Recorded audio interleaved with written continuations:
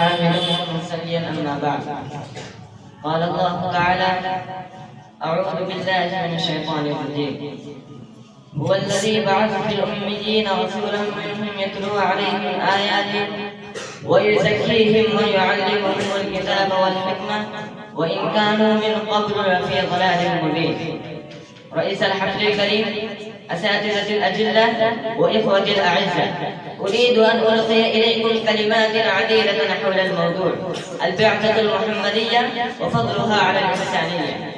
أيها المستمعون الكرام، هذه هي الحقيقة التي لا تنكر، أن البعثة المحمدية هي بعثة قيامة الروح وولادة الحرية ونشور الخلق وتطهير النفس وتعمير الدنيا وتقرير الحق للإنسان، وهي تبعث فينا فرحا وسرورا وبهجة ونشاطا، وتملأ صدورنا فوق روحانية وعاطفة قوية نجاشة بمآثرها وصنائعها.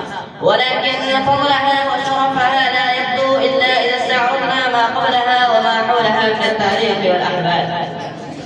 يا أيها الإخوة، كما أنتم تعرفون معرفة جيدة أن العالم قبل مبعث النبي صلى الله عليه وسلم كان في أحق أدوار التاريخ بلا خلاف، فكانت الإنسانية متدلية منحدرة منذ قرون، وفي فوضى شديدة للأخلاق وفي انهيار السلوكيات وقهر وإذلال للفقراء والمستضعفين، وبلغت البشرية أوجها في القساوة والضراوة والبهيمية والهمجية، وخلت الأرض موحشة من أهل الإسلام والإيمان، واشتعل الشرك والبدع وعم الظلم والطغيان، وسار الحق رسما عافيا خلقا باليا ميتا وسط أموال، وجعلت الإنسانية تلفظ أنفاسها الأخيرة، وكانت البشرية ترسخ في قيود لا قانونية، وسيطرت الطغاة على الجماعة، فساحت الإنسانية صيحة، وضجت الأرض ضجا، وانسكبت السماء شموع الجمع على ظهور الهلاك والدمار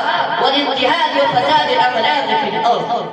وهذه هي حقيقة ناسعة أن الله عز وجل رحيم على عباده ورحمن على خلقه، فرحم على عباده وأرسل فيهم رسولا منهم يتلو عليهم آياته ويزكيهم ويعلمهم الكتاب والحكمة. وعز الرسول الكريم رحمة للعالمين، كما قال: وما أرسلناك إلا رحمة للعالمين.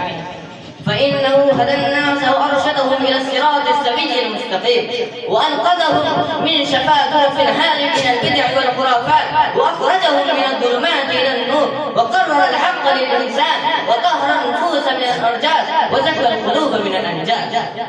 إخوتي الأحبة، إن فضل بعثة النبي صلى الله عليه وسلم قد فاق الحسر والعذب، وبلغ إلى حد الدهشة والحيرة.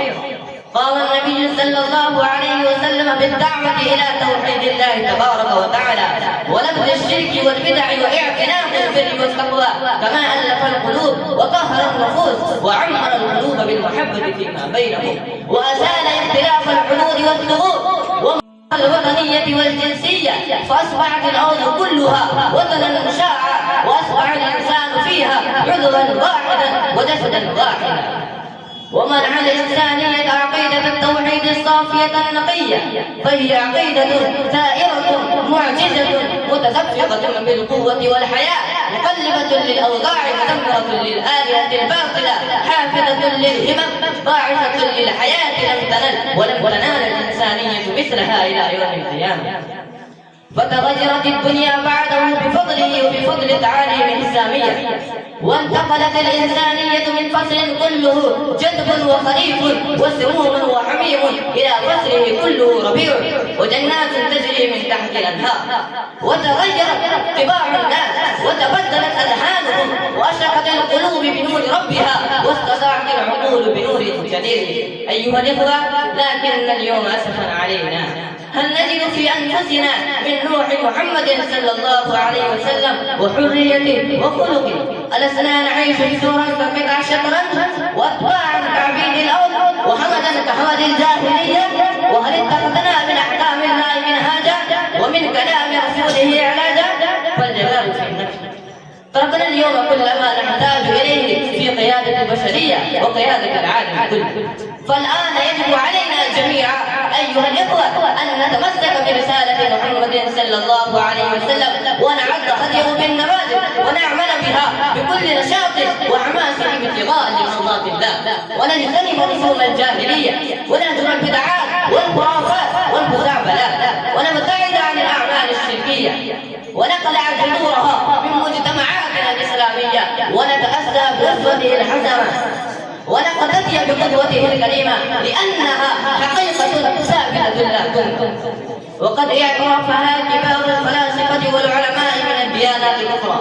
إذا فلا بد لنا من أن لا نعلن عنها خير أنملا، لأن الله عز وجل قال في القرآن الكريم: لقد كان لكم في رسول الله أسوة حسنة لمن كان يرجو الله واليوم الآخر. وأكتفي بهذه الكلمات، والسلام عليكم ورحمة الله وبركاته.